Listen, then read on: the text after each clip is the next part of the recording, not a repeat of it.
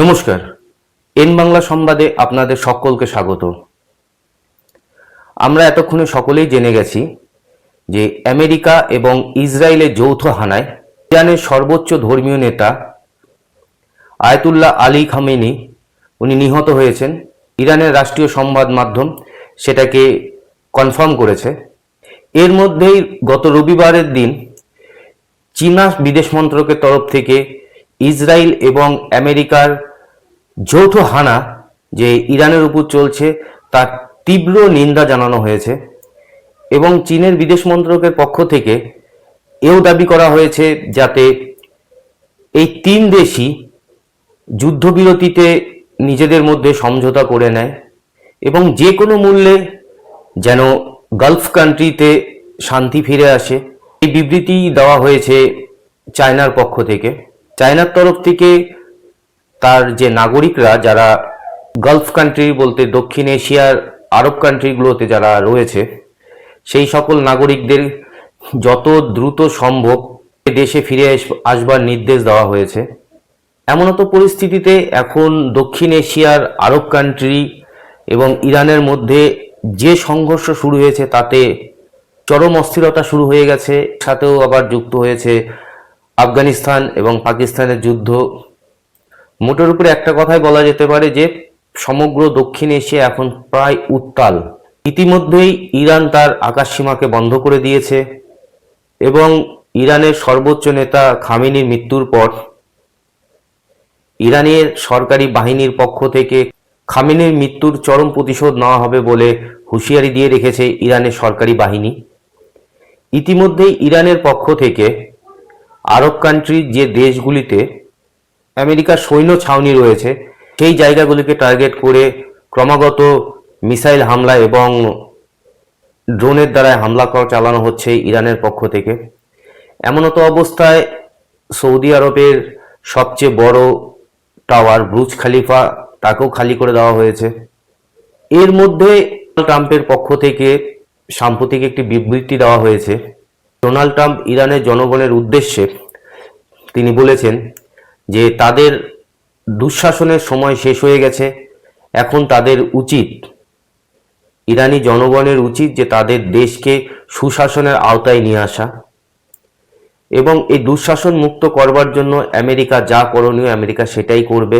এবং সঙ্গে ইরানের যে পুলিশ বাহিনী রয়েছে তাদেরকেও বলা হয়েছে তারা যেন আন্দোলনকারীদের সঙ্গে সহযোগিতা করে, সুষ্ঠু সরকার গড়তে তারা যেন ইরানের সাধারণ জনগণকে সাহায্য করে।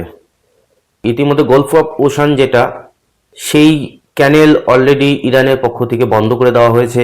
এই ক্যানেলের মাধ্যম দিয়ে পৃথিবীর প্রায় 70% ব্যবসা হয়, যার মাধ্যম দিয়ে বেশিরভাগই কাঁচা তেল নিয়ে আসা হয় এবং সে তেলের বাজার যে চরমতম ঊর্ধ্বগতি ধারণ করবে সেটাই বলা বাহুল্য রাখে।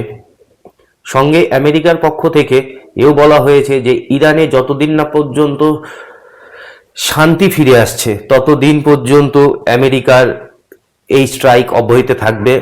প্রথমে 7 দিন বলা হয়েছিল, এখন রিসেন্ট বলা হয়েছে যে না, যতদিন না পর্যন্ত আমেরিকা মনে করছে যে ইরানের জঙ্গি দমন সম্পূর্ণ শেষ না হয়ে যায় ততদিন পর্যন্ত আমেরিকা কন্টিনিউ তার এয়ার স্ট্রাইক চালিয়ে যাবে।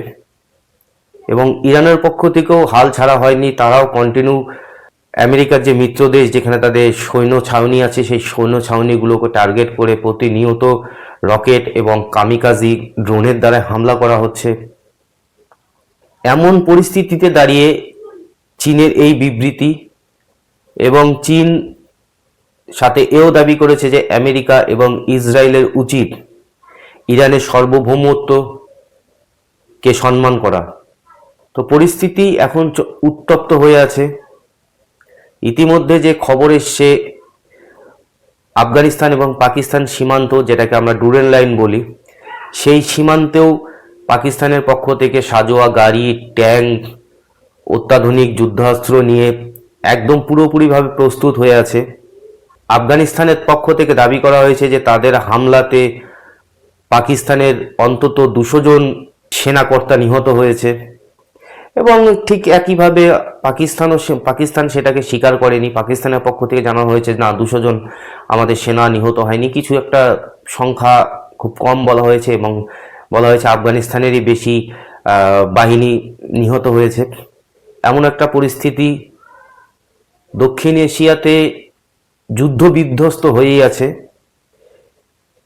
এই পরিস্থিতিতে আগামী দিনে যে কাঁচা তেলের দাম আকাশ ছোঁয়া হবে না সেটা বলাই বাহুল্য। তো এই পরিস্থিতি এখন চলছে। এই আমেরিকা এবং ইসরায়েলের ইরানের উপর যে যৌথ হামলা হচ্ছে, এটা কবে শেষ হবে? এই যুদ্ধের উপর আমাদের বিশেষ তো নজর রয়েছেই। এবং আপনারা কি ভাবছেন এই সম্পর্কে অবশ্যই কমেন্ট সেকশনে জানাবেন। আজকের এই প্রতিবেদনটি এতটুকুই। যদি এই প্রতিবেদনটিকে ভালো লেগে থাকে তাহলে অবশ্যই চ্যানেলটিকে সাবস্ক্রাইব করে আমাদের সহযোগিতা বাড়াতে আমাদের সঙ্গে থাকুন। সকলে ভালো থাকুন, সুস্থ থাকুন।